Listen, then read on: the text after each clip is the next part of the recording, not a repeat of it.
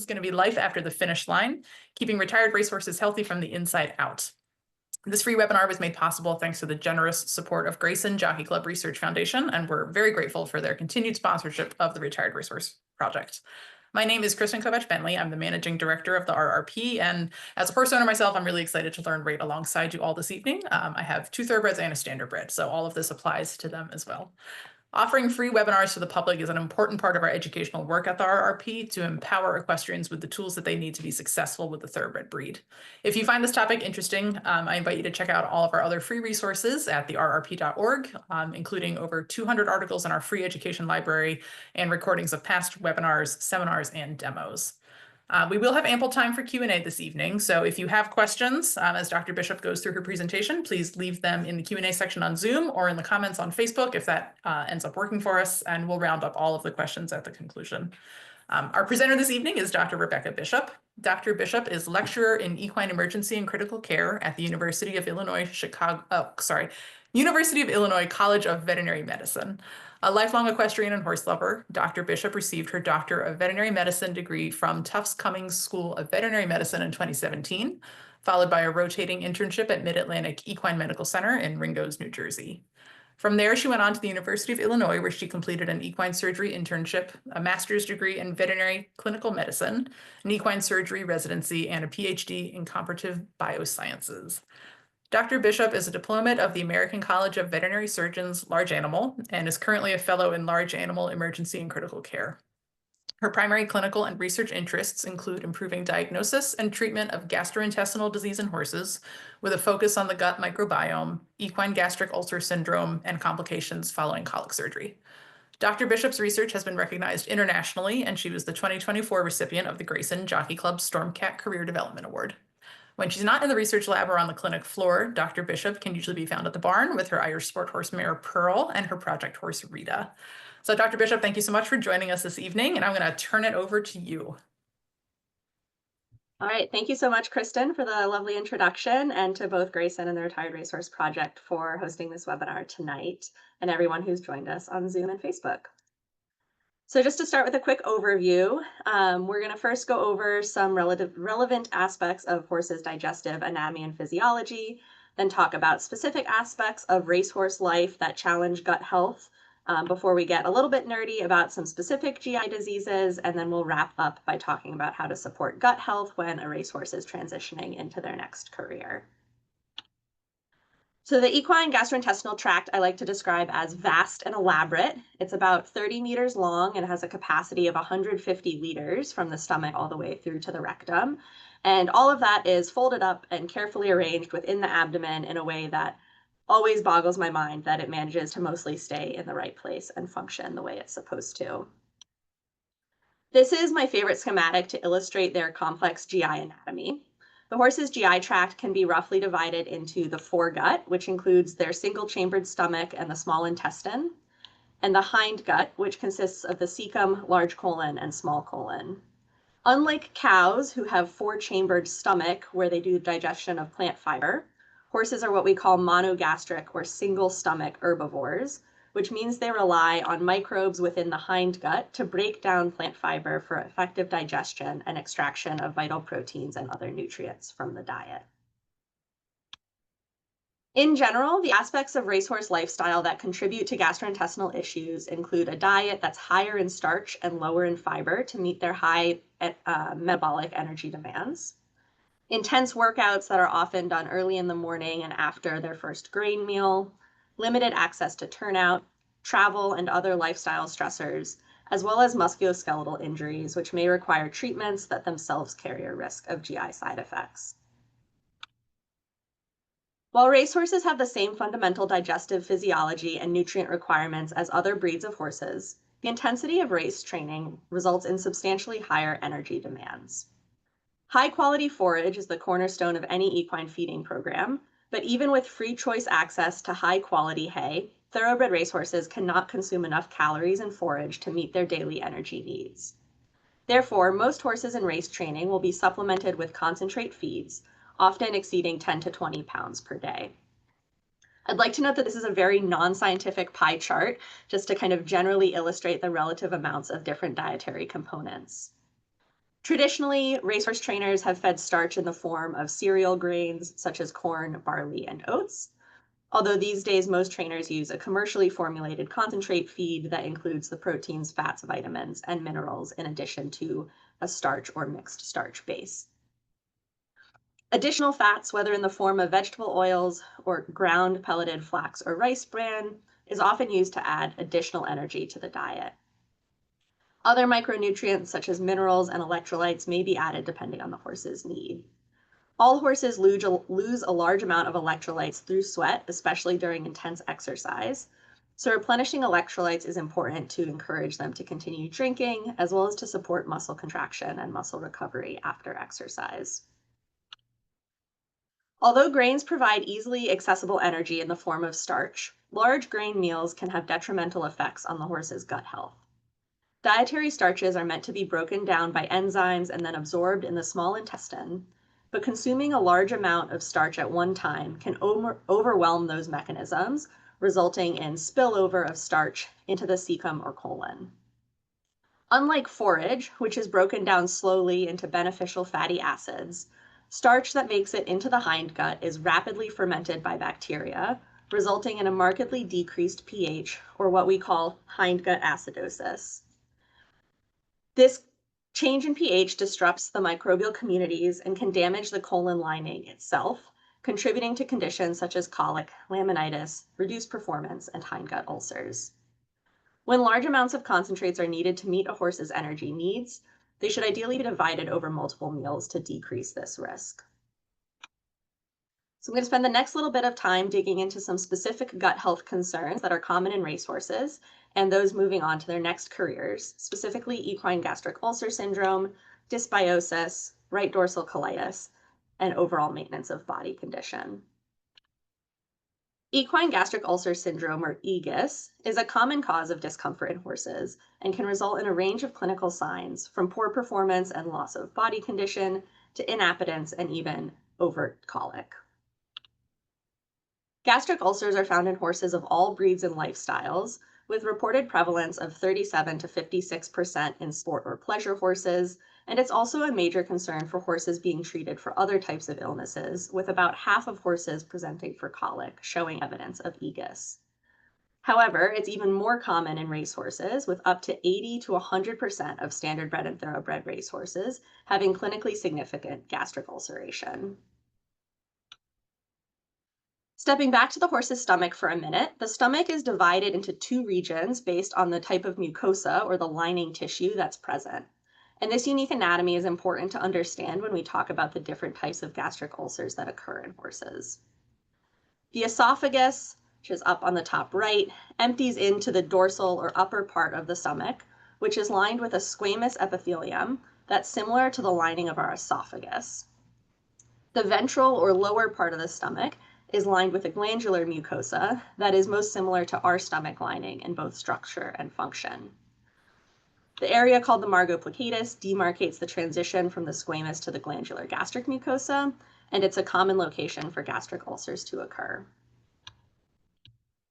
EGUS itself is a broad term that encompasses erosive, ulcerative, and inflammatory diseases of both portions of the stomach, which are referred to separately as equine squamous gastric disease and equine glandular gastric disease. The underlying pathophysiology and risk factors differ between squamous and glandular gastric diseases, and understanding how these two syndromes differ is important when we talk about treatment of EGUS. Because the squamous gastric mucosa is not designed for direct exposure to the acidic gastric fluid, remember I said it's more like our esophagus, it's pretty susceptible to direct acid injury. You can think of squamous gastric disease as comparable to what we experience as acid reflux. Decreased pH within the stomach and increased acid splashing both contribute to direct acid injury to the squamous mucosa. Because horses evolved to graze continuously throughout the day, the equine stomach continuously produces gastric acid, unlike in other species where acid is only produced after a meal is consumed. In a horse that's grazing or has continuous access to forage, there's a dense fiber mat and stratification of acidity within the stomach that protects the squamous mucosa from exposure to acid. However, periods of fasting result in more acidic and more liquid gastric contents, which increases acid exposure. Exercise also increases acid exposure, as when a horse is running, the abdominal organs create a piston effect within the abdomen. As a side note, this effect contributes to horses' incredible athletic capacity because it helps to actually drive air movement in the lung with each stride that they take in a canter or a gallop, but it also pushes on the stomach, contributing to acid splashing and squamous injury. So when we talk about the intense exercise after a morning grain meal causing gastric upset in racehorses, this is the effect that's going on. On the other hand, unlike the squamous mucosa, the glandular gastric mucosa is designed and adapted to have continuous acid exposure.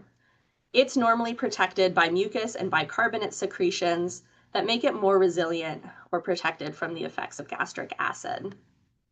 The pathophysiology of equine glandular gastric disease is not as well understood as squamous disease, but it's thought to occur following disruption of the normal defense mechanisms, potentially mediated by inflammation, resulting in exposure of the sensitive tissues. The mechanisms that cause equine glandular gastric disease are more comparable to what we think of as stomach or peptic ulcers in people. Known risk factors for glandular disease include NSAID administration and high-intensity exercise, which both disrupt the blood flow to the gastric mucosa. Other horse-specific factors, such as breed and experience level, have also been associated with increased risk of glandular gastric disease.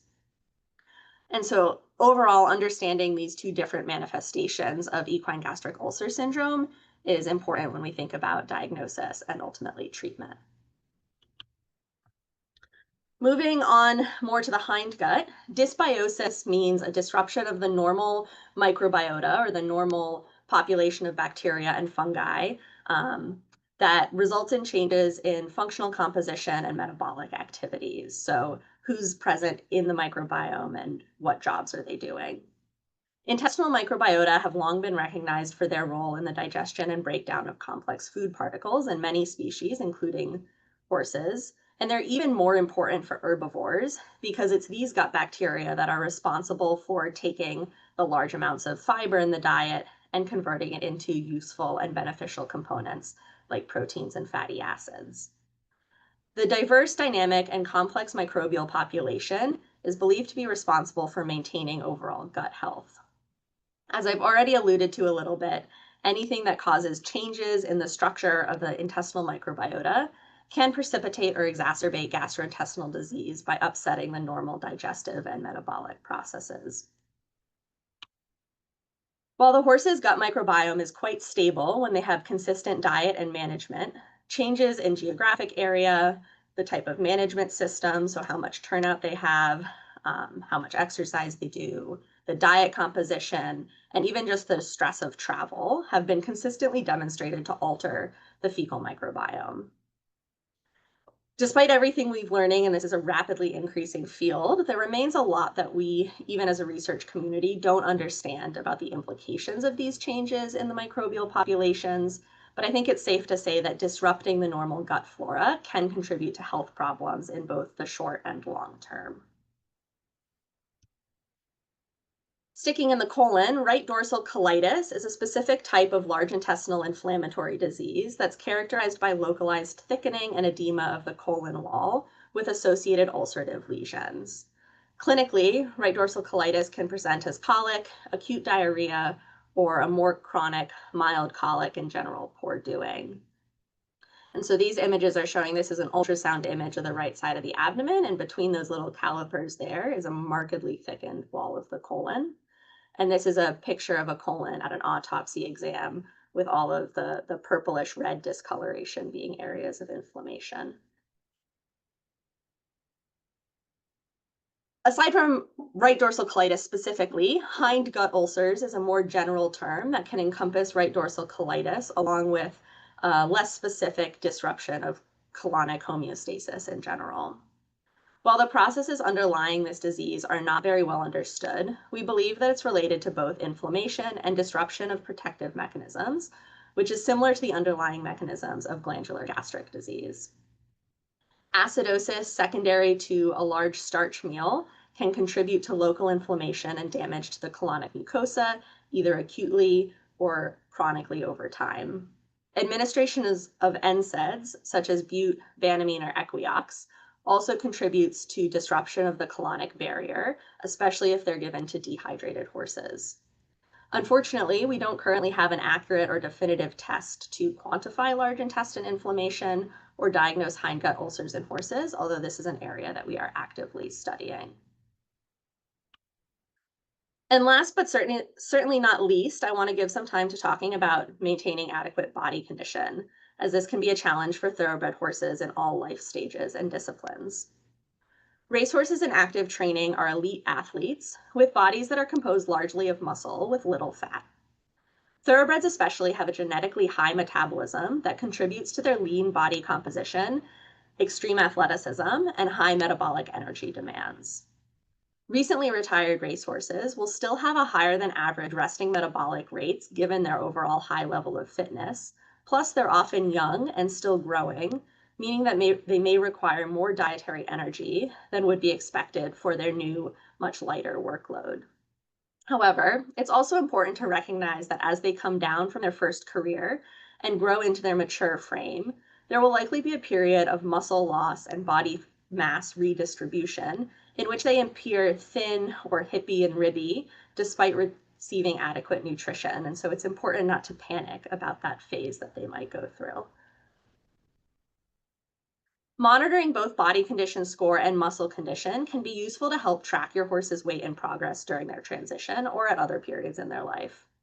Most racing fit horses have a body condition score of around 4, whereas for most pleasure and sport disciplines, we prefer and we're used to seeing them closer to a 5 or a 6. And I personally do dressage, and in the dressage world, we like them to be probably closer to a 6 or a 7. So it's a bit of an adjustment depending on what type of horse you're looking at. Nevertheless, the body condition scoring system remains the same, and we consider ideal body condition score somewhere to be somewhere between a 4 and a 6.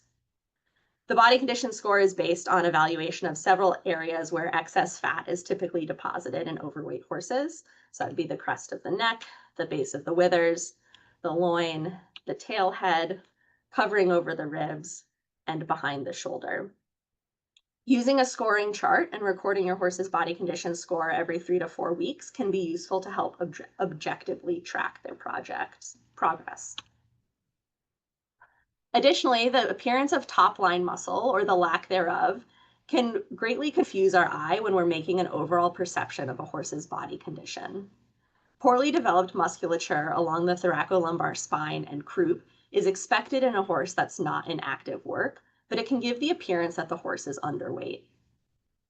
I've provided a link and a QR code that will both send you to an article from Ohio State's Ag Extension Group that provides a really thorough set of instructions for objective evaluation of equine body composition. And I took this image from them. I think it nicely illustrates the areas where you want to assess the muscle condition. And I think important to remember when you're looking at the body condition scoring system to not confuse lack of muscle for lack of fat. As a retired racehorse starts training for their second career, you'd expect development of top line that's appropriate for a riding horse. But you need to keep in mind that building muscle is a very gradual process with subtle changes that are often tricky to appreciate when you're seeing the horse every day. Using both the body condition scoring system and a muscle scoring system and reviewing the criteria and guidelines for each time rather than relying on kind of your gut instinct is helpful to objectively check on your equine partner's development.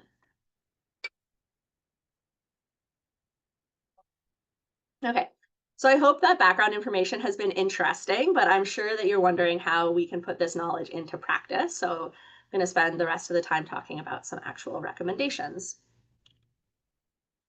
When taking on a new horse or any rehabilitation project, even with an existing horse, it's helpful to record some objective data to track your project.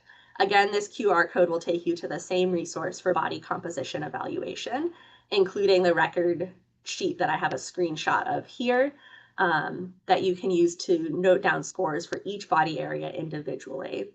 I also recommend taking pictures because it can be hard to see small changes when you are seeing the horse frequently.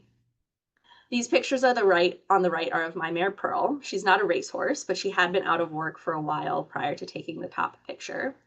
And then in the bottom picture, there's clearly still progress to be made, but it's nice to put them side by side and see the top line changes that occur over a year. Ideally, when you're doing this, you want to take the images in the same lighting and same situation, so you're not falsely making the horse look more developed than it actually is, as I'm probably doing in the lower picture, but that's okay. For any horse, I recommend making diet changes slowly. The more dramatic the diet change, and we're going to talk about diet a little bit more in a minute, the more dramatic the change, the slower you want your transition period to be. For a change where you're simply switching from one concentrate feed to another, a kind of 7-day schedule of shifting ratios, as is demonstrated in this upper picture, is likely sufficient. However, if you're changing from a heavy concentrate diet to mostly forage, or if the horse is just generally susceptible to changes, it's safer to make the changes over a 3 to 4 week period, just shifting like a percentage each week rather than a percentage each day. And then I also recommend getting your veterinarian involved as soon after your new horse arrives home. Specific areas that can directly affect gut health and body condition should be evaluated, including dental examination, assessment of gastric ulcer risk or status, and assessment of parasite burden. Young adult horses have rapidly changing dentition, and they may have issues such as retained caps or baby teeth, and they're prone to developing very sharp enamel points as their teeth are rapidly adjusting and changing in the first several years of life. Both retained deciduous teeth and enamel points can cause discomfort when they're eating, resulting in decreased appetite, and can cause training problems down the road if they experience discomfort while wearing a bit and bridle. As far as parasite burden, fecal egg count is the best way to assess internal parasite shedding, but it doesn't necessarily indicate the load of internal parasites. It's just how many eggs are they shedding in the feces. So regardless of the fecal egg count, an appropriate deworming schedule for your horse's stage of life and living arrangements should be discussed with your veterinarian. Well, we know from the population studies that I mentioned earlier that a very large percentage of racehorses have gastric ulcers. Gastroscopic examination is the gold standard to diagnose the type and severity of ulcers present. Gastroscopy is minimally invasive, and it's performed with the horse sedated and standing after a 12 to 18-hour period of fasting to empty out the stomach. In this picture, you can see my colleague on the left is passing a scope into the horse's nose, while the one on the right is driving the scope camera to examine the stomach in real time. Depending on the equipment available to your vet, gastroscopy is either performed in the clinic or can be performed on the farm. The benefit of gastroscopy over treating based on the assumption of ulcer presence is that it allows us to tailor the medication regimen, doses, and duration of treatment to the horse's specific condition. These gastroscopy images are from a research study where we induced EGUS in healthy horses by fasting them and giving them the NSAID Banamine. The images on the left highlight the squamous mucosa region of the stomach, and on the right highlight the glandular region at the pylorus or the outflow tract. The arrows in each image indicate areas of ulceration, and we grade the ulcers on a scale from 0 to 4 based on the number, size, and severity of lesions present. Common medications used for treatment of EGUS are Gastrogard, which is a specific formulation of omeprazole that's well absorbed by the horse, sucralfate, which acts as a band-aid to cover ulcerated areas, and misoprostol, which addresses the inflammatory processes involved in glandular ulcers.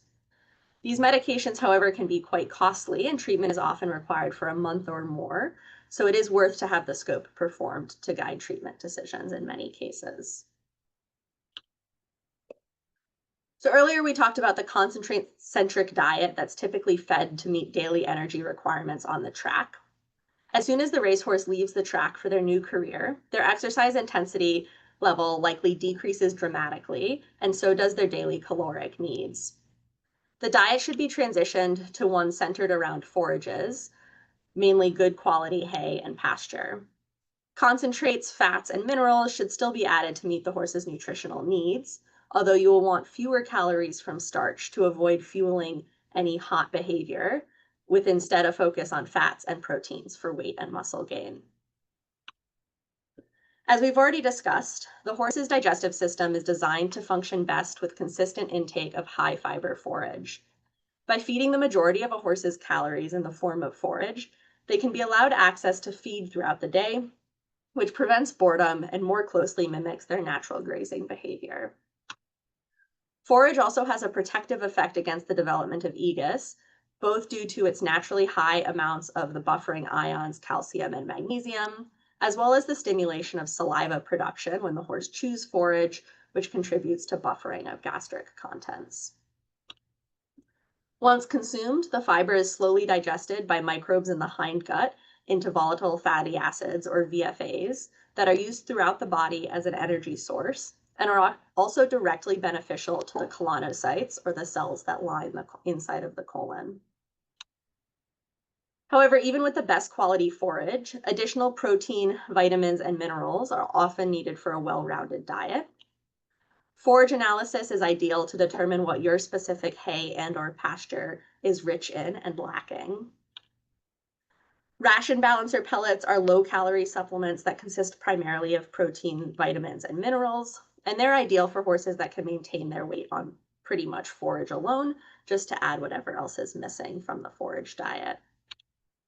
However, many thoroughbreds will need additional calories, in which case balanced commercial grain products that are higher in protein and fat and lower in starch are a good choice. Be sure to check the manufacturer feeding recommendations, as there's often a daily minimum amount of grain that must be fed to meet their daily nutritional requirements. For example, some of the senior feeds are actually what's called a complete feed, meaning they contain large amounts of processed fiber because they're intended to be fed as the sole diet. So that means that you need to feed many pounds a day to be sure it contains all the appropriate nutrients, and they're not necessarily a great supplement to a horse that is also able to digest forage, chew and digest forage.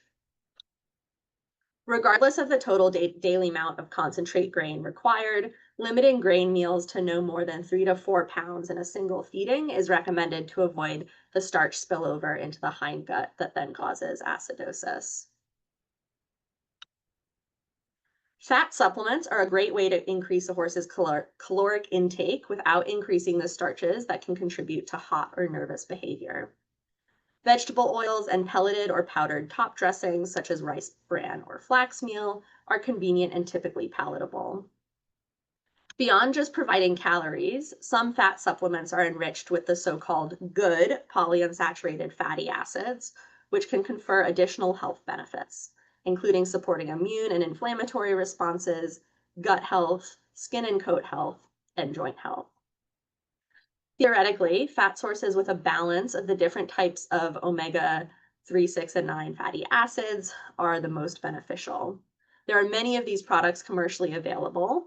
The ones I have the most personal experience with would be Platinum Healthy Weight and the Purina Omega Match.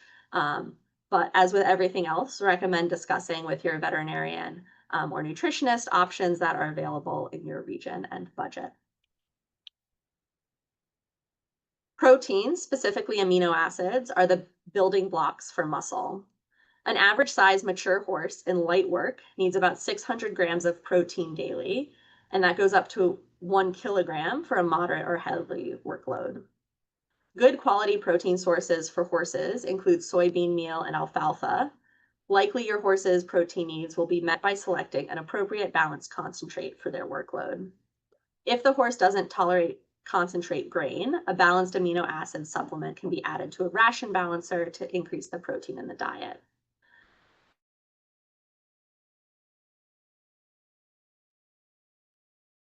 Patient myself going, can't we just add another supplement to build up her top line? Why my camera just went away. Um, However, you want to remember that while some extra protein can be used as an energy source if it's not going into building muscle, excesses beyond the horse's daily needs are excreted as ammonia in the urine, resulting in an increased volume of basically expensive urine. Other than making sure our horses have enough of the right building blocks, the unfortunate reality is that building muscle requires time, consistent work, and patience.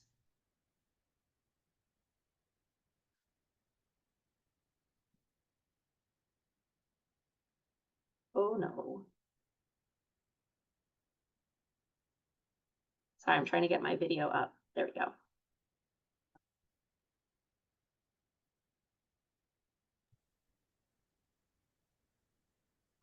We can still hear you, which is good.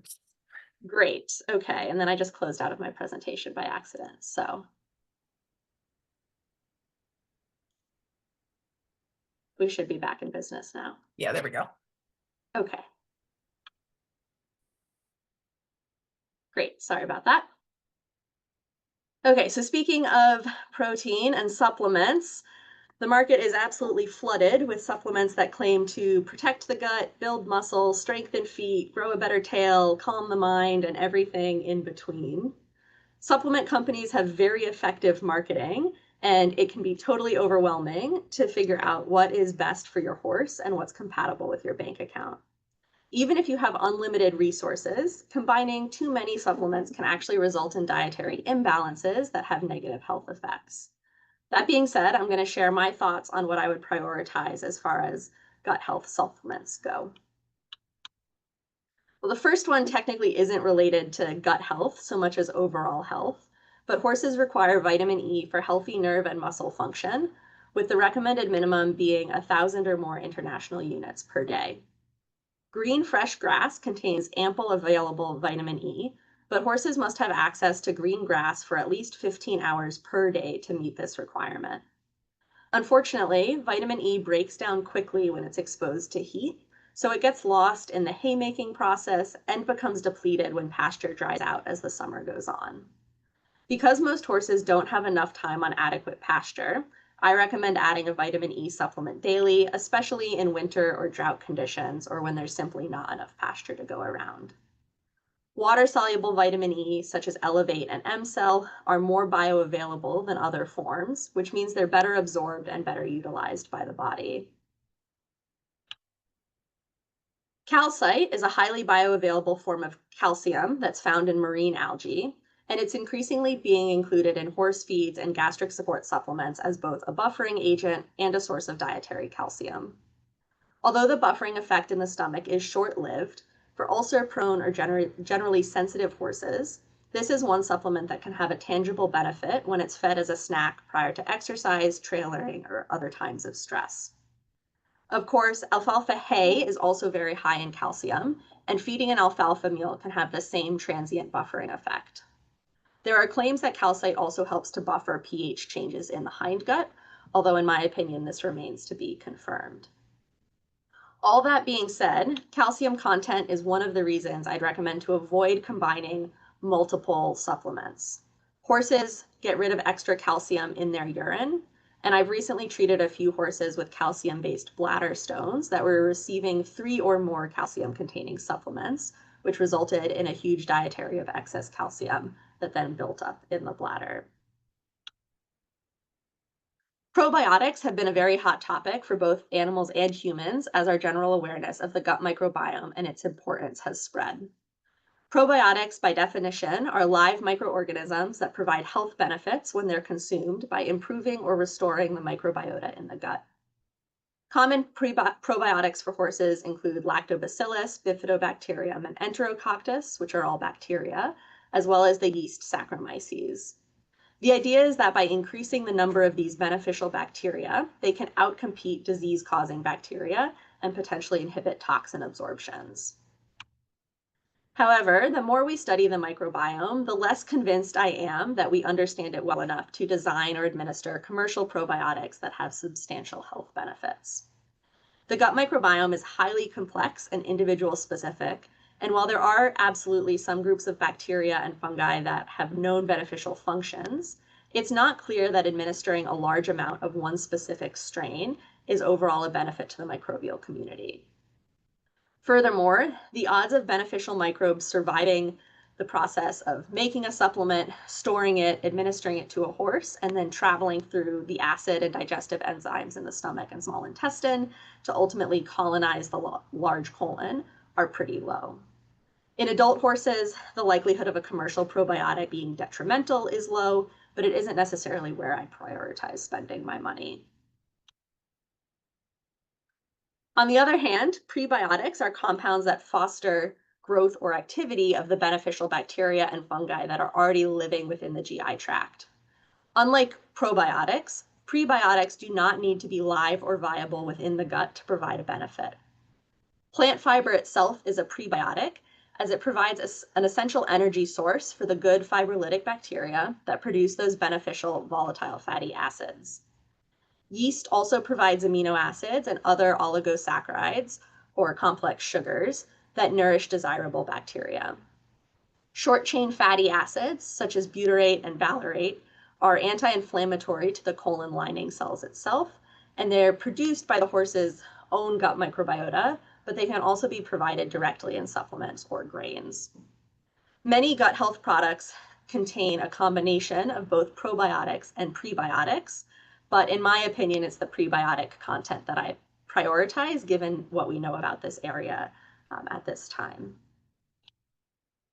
And then my last comment on the topic of supplements is about colic incentive programs. Some supplement companies have incentive programs where they will provide financial support for colic surgery and in some cases even medical colic treatment if horses are fed their gut health supplement and other routine care requirements are met. The logos on this slide are the programs that I'm aware of, and while I don't endorse one specific program, I always recommend that if you're going to spend your money on a gut health supplement, it's a good idea to consider one that will provide some extra insurance for colic treatment if needed.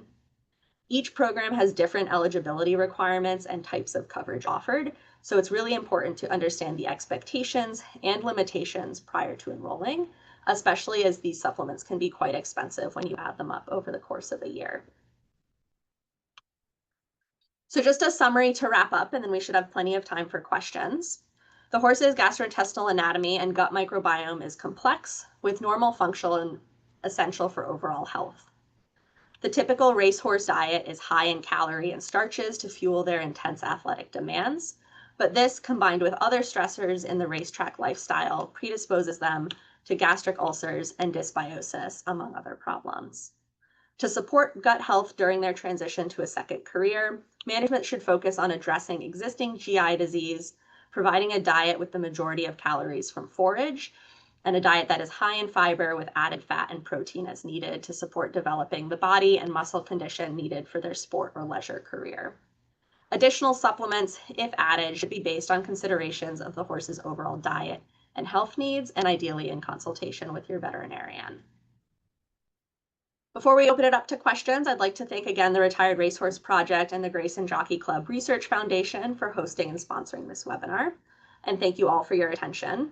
I also want to give a shout out to my horses, Pearl and Rita, who may not be retired racehorses, but have certainly taught me a lot about the practicalities of navigating digestive health and fitness as a horsewoman, in addition to a researcher and veterinarian. If you don't have a chance to ask your questions tonight, or you're watching this recording later, please feel free to reach out by email, which you can access also through the QR code. Lovely. Well, I have some of my own questions as a horse owner while any of our attendees type their questions in to the Q&A. So I jotted down a couple. So, a lot of times when you're bringing home a racehorse, especially like if you happen to like get one direct from the track and you're like bringing it home, like it was racing 3 days ago and now it's coming home. I know like ideally, yes, we transition especially forages and concentrates, over like a 4 week or a month or more. But you might not get the opportunity to figure out exactly what that horse was eating, or like, I think maybe the chances of them like being willing to send some of their hay home with you might be kind of slim. So what do you recommend in those situations where you're like 0 to 100, we're doing a brand new diet starting tomorrow? Like, what's a good way to support the horse in that transition? Yeah, absolutely. That's a great question. And obviously it's you do the best you can do in the situation that you're in kind of thing. So fortunately, as far as hay goes, regionally, they tend to be fairly similar. If you can at least find out what type of hay the horse has been getting, is it primarily alfalfa or primarily a grass hay or a mix of both? And then try to mimic that as closely as you can, because the protein and starch content can be quite different between alfalfa and more of a grass hay. And so I think, we deal with horses in the hospital all the time that come in and they're staying for a couple days for an elective procedure and they don't have their owner's hay. But we just, we ask, did they get mixed hay or alfalfa hay, and then we'll feed them, or just grass hay, and then we'll feed them that type of hay, and they tend to do just fine. It's more of an issue when you're changing like dramatically from, they were only eating grass hay and now you only have alfalfa hay. I would try to avoid that and mix it as much as you can, even if it's not the same bale of alfalfa hay that they were eating. Same thing with concentrates. I think if you're transitioning from a large amount of concentrate to less, is not as big of a concern as if you were trying to increase the amount of concentrate in their diet. And certainly those horses coming right off the track, you don't want to feed them 20 pounds of a high starch diet anyways, because they're not going to be going out and breezing and training. So decreasing it and putting them on something like palatable and digestible should be easier on their digestive system than what they were already getting. I think the slow grain transitions is more of you. If they've already been let down and they're not getting any grain at all, then you need to slowly build them back up if you need to provide more calories to improve their body condition. Oh, so don't like plop your full size, like, be a big boy ration on. Okay, that makes sense. Exactly. Yeah, right. Okay. Um, Now I've always heard, that max meal, like 3 to 4 pounds of grain. If you mix, like, so I'm in a situation where I generally can only get to my horses once a day. It's, like a self-care on a family property situation. So I used to be supplementing with alfalfa pellets in addition to a grain meal, and I could never find anyone who could answer this question. I don't know if maybe this is just something that most people aren't in this situation, but if I have a horse that's maxed out at about 4 pounds of grain and I also want to add, some pelleted soaked alfalfa pellets, like how many of those can I add before I'm just giving him just too much food in one sitting?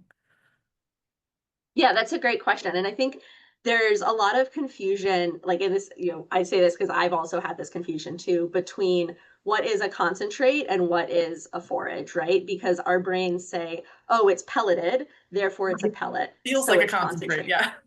Exactly. And similarly, the complete feeds, like I brought up the equine senior complete feed, is pelleted but contains a lot of forage.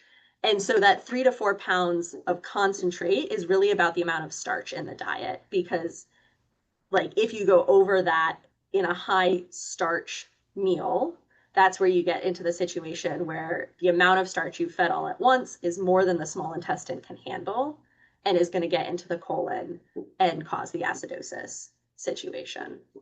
So alfalfa pellets, even though they're pelleted, as long as there's nothing else in them, is essentially a forage. It's just a more convenient kind of packaged up form of forage.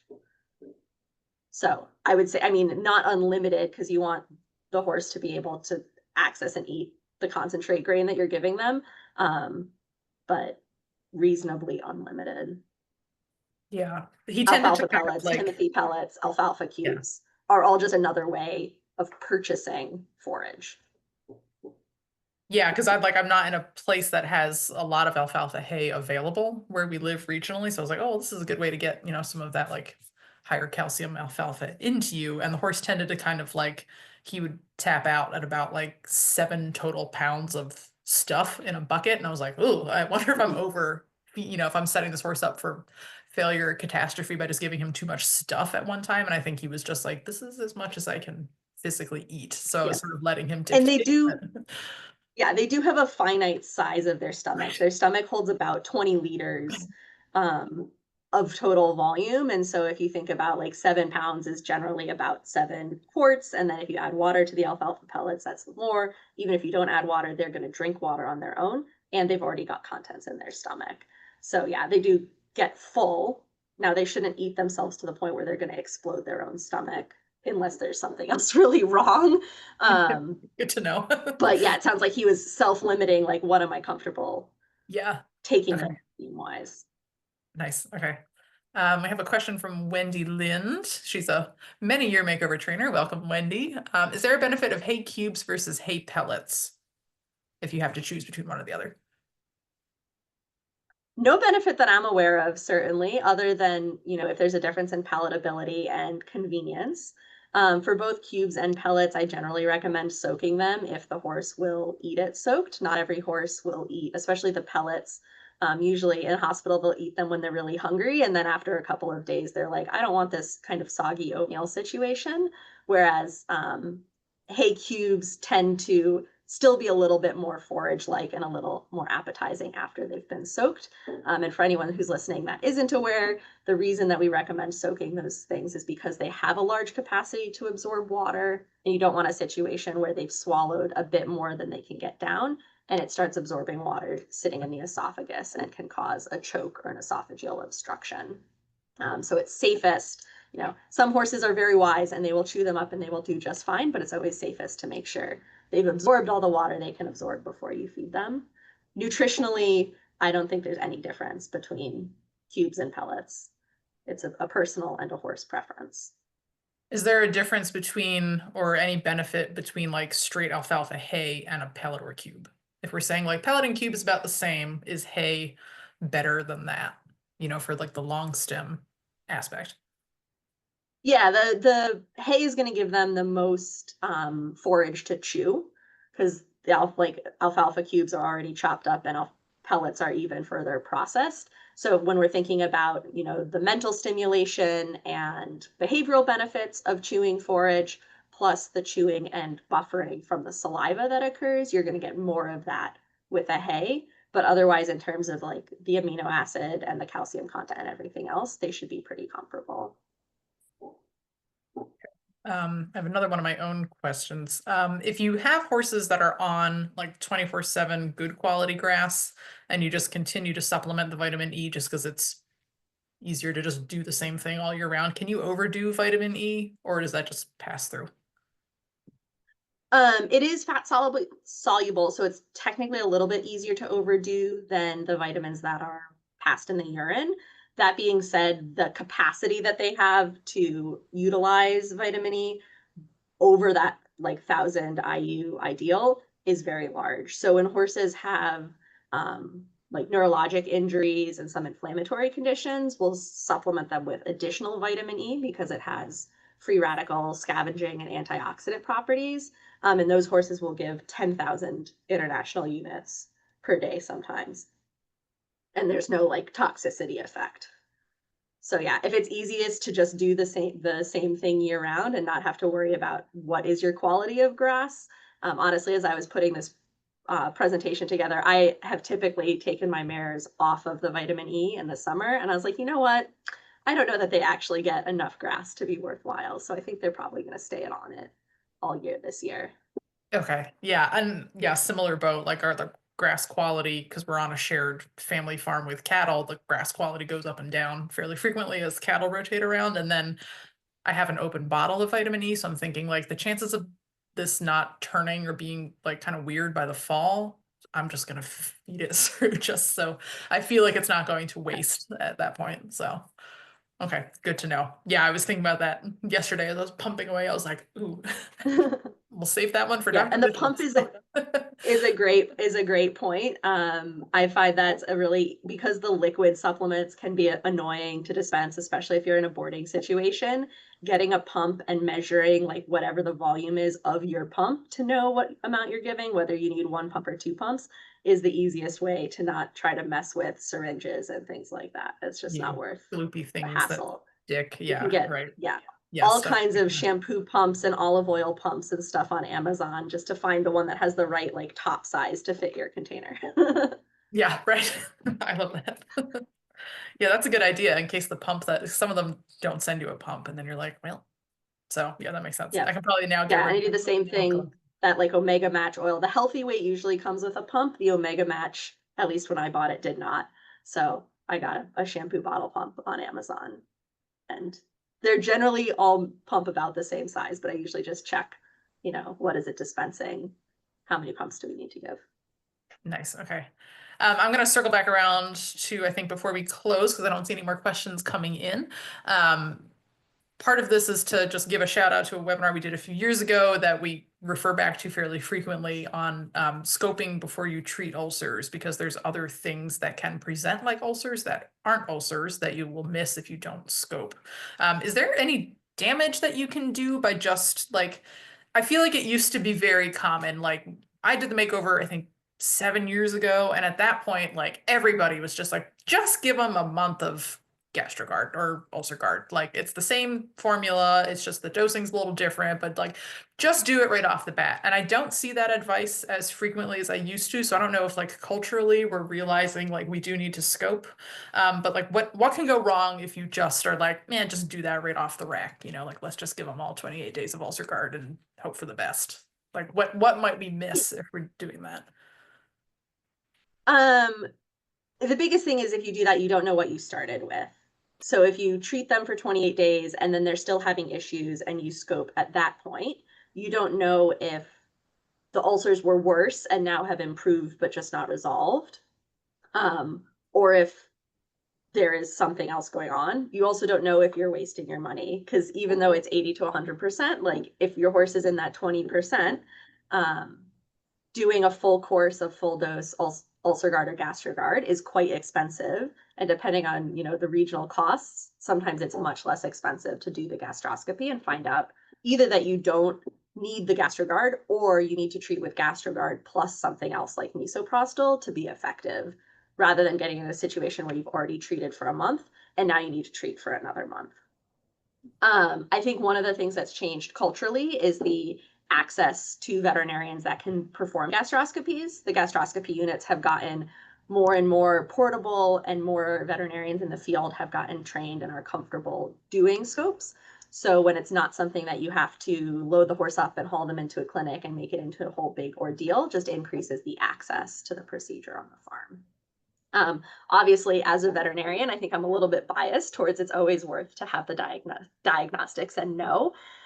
From a safety perspective, realistically, you're unlikely to do active damage by treating for a month with UlcerGuard or GastroGuard. And like you said, it's the same product in the tube, they're just labeled differently. To get a little bit more into kind of the dosing of omeprazole, which is in the drug in both products. Um, Historically, there's been this dose range of 1 to 4 milligrams per kilogram.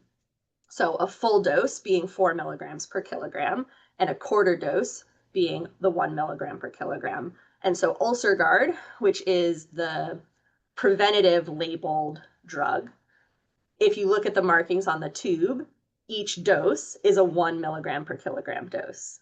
If you get a tube of GastroGuard, which is the veterinarian specific drug, the tube treats a 1,250-pound horse.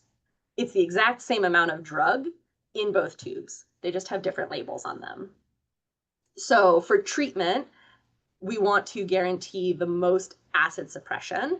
And what we've learned since the days when that kind of paradigm about the quarter dose for prevention came out is that many horses will have acid suppression at just the 1 milligram per kilogram dose, but not all horses. And you don't know which your horse is unless you're able to test the gastric acid. It's not like a gradient effect so much as an on or an off switch. That 4 milligram per kilogram dose guarantees that the majority of horses are going to have suppressed acid production, which gives time for the ulcers to heal. So if people want to treat just preemptively, I recommend doing that full tube 4 milligram per kilogram dose to make sure it's going to be effective. Even though it's more expensive, doing a treatment that doesn't work is the most expensive thing you can do, right? In the long term.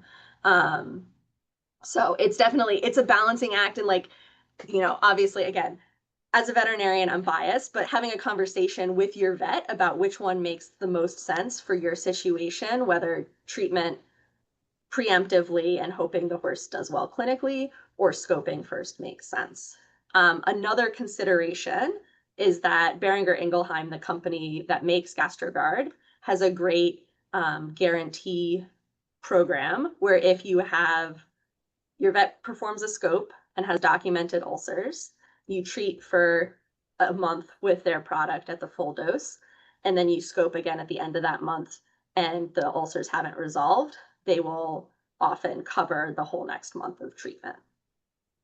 So there is a benefit for those treatment-resistant horses. There's a little bit of help on the back end if that first round of treatment is not effective. Nice. And that's if you're, going through the diagnostic process rather than Yes, yeah, and you have to Okay. have the diagnostic process, and it's Right. documented by your vet, and your vet contacts the company, and, like, there are some hoops to jump through, but it's a product that they really stand behind, Yeah. assuming you've done all those diagnostic But yeah, that's what I'm saying. Like, procedures. encourages you to go through the right channels Exactly. instead of, yeah, kind of Yep. treating at home. Yeah, yeah, right, right. Okay. Cool. All right. Well, last call for questions. I haven't seen any come in, so I think you've tackled all of my questions. So I appreciate that as a horse owner. So, um, Dr. Bishop, thank you so much for sharing your expertise with us. And of course, thanks again to Grace and Jockey Club Research Foundation for making this webinar free and possible and available to everybody. And if you are watching this on demand, of course, Dr. Bishop's email address was on the previous slide and is also accessible on that QR code. So you are welcome to shoot her a question if you have something that's coming up and you're watching this after the fact. So, all right. I think that does us for tonight. So thanks everybody who joined us. And Dr. Bishop, thanks again. Thank you for having me. It's always a All good right. time. Have a good night, everybody.